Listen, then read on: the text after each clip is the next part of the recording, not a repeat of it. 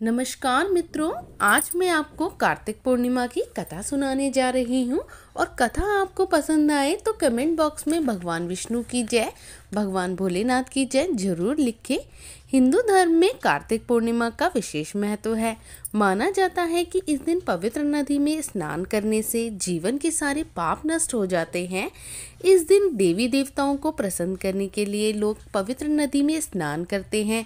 साथ ही साथ दान पुण्य का भी इस दिन विशेष महत्व माना जाता है। पौराणिक मान्यताओं के अनुसार देवी देवता आकर कार्तिक पूर्णिमा के दिन देव दिवाली मनाते हैं और श्रद्धालु इस दिन व्रत रखते हैं और कथा का श्रवण भी करते हैं।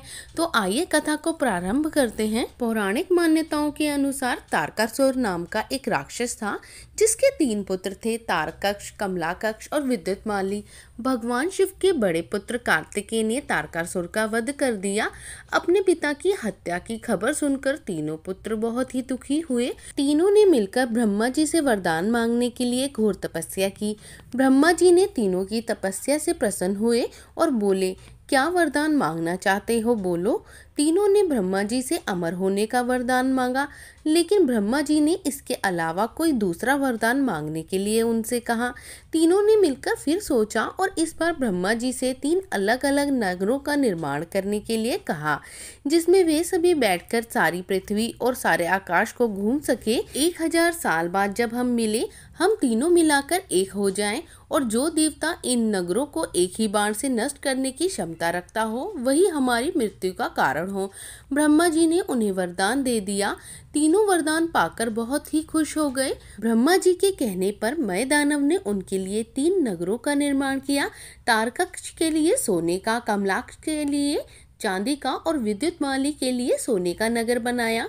तीनों ने मिलकर इन लोकों पर अपना अधिकार जमा लिया। इधर इंद्र देवता इन तीनों राक्षसों से भयभीत हुए और भगवान शंकर की शरण में गए।